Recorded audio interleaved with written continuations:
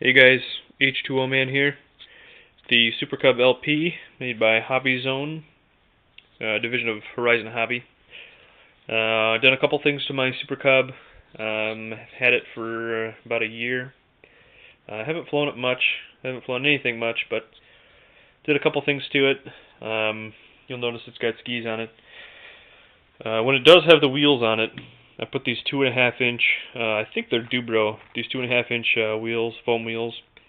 If you do these, you have to get a brass tube as a spacer between the wheel and the axle. Otherwise, these wheels are going to be really loose on the axle, and right now they're about perfect. So, all right, I got the Park Zone, the Dubro Park Flyer sized skis on it. They work perfect. Put them right on. Actually got another landing gear wire for the Super Cub LP. Just mounted took the wheels off, mounted the skis on it. You'll notice this wood dowel here.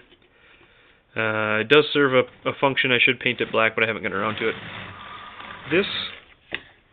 This little bolt here is supposed to, when the plane lifts off, the skis will spring a little bit up in the front. Well, this bolt is supposed to, make contact with the ski here to stop it from going too far up. Well, the way they made these skis is it doesn't really make a good solid stop there. In fact, the skis can sometimes go even farther up than you want.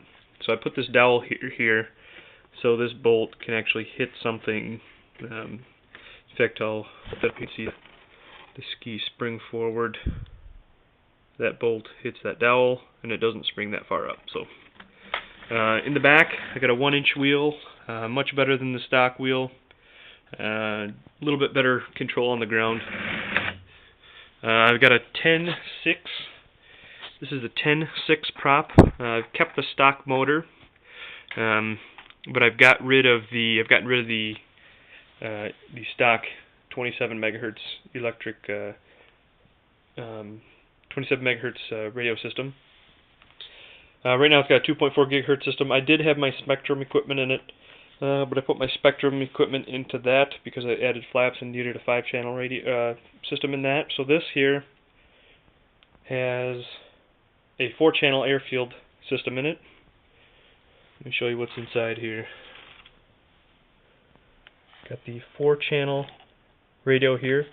This speed controller is a 25 amp Electrify C25 brushed ESC. I have a 3 amp 5 volt external BEC made by HobbyMate. It looks like the same ones that Hobby Wing makes. Not too sure, but looks the same. It's great. These the ACT system that was in here, the anti-crash technology, actually just drilled that out and made a vent hole, so I get some good airflow to my electronics there. Some holes in the bottom. You'll notice this piece of wood here. This is a piece of a popsicle stick cut to shape, epoxied onto the foam here. When you're flying it around and sometimes you got some rough landings, this back part of the wing is going to end up slowly pushing into this foam here, and eventually you get a nice little gap going right here. So to prevent that, added this little piece of a popsicle stick here, epoxied it on, and now it fits snug, and now there's no awkward gap here, and it works nicely. So, back here the servos are E-Flight S75s. Nice little servo, perfect for the application. Okay, the wing, I've added some ailerons on it. Pretty simple mod. I think they're 11 inches long, 1.5 inches. I think they're 1.5 inches deep. Dubro pin hinges. I pin hinged everything. These servos I'm using are SG90 servos from hobbyparts.com. I actually won them for free on Black Friday. So I got to actually won a few of them. This clevis here is actually I actually purchased a couple set of the long push rods for the Super Cub. They're 99 cents for a pack of 2 of them. So this is actually Super Cub equipment, but I cut it to size, put a little Z-bend in it. This here is a piece of shrink tubing to allow this clevis to not come loose here from the control horn. Seems to work pretty well. Right here you'll notice I've got Velcro. I got this idea from someone else, I forgot who it was, but got an idea. That way these things don't flop around and break off. Simply push them on, and they Velcro and they stay there for transport. On the bottom of the plane, I've got Velcro pieces right there. I actually ended up gluing those on just because I didn't trust the double sticky tape. So now I don't have to unscrew those things every time I want to take the wing off. So that's that. Have a lot of packing tape on here. I got a lot of packing tape on the leading edges of the wings.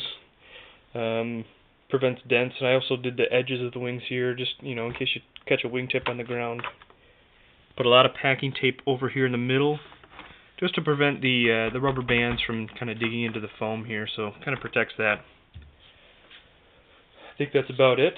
If you got any questions, again, I kept the stock motor. It's fine for what I have. I don't need a rocket or anything. In fact, it flies very nicely still with the stock equipment, and the stock motors are cheap, so if I needed a new one, I'll just go to a local hobby store, pick one up. I think it's about $10. Again, converted to 4-channel with the ailerons. If you got any questions, please feel free to post them. I also have the float set, and the floats work great, so yeah, if you got any questions, please post them. Thanks.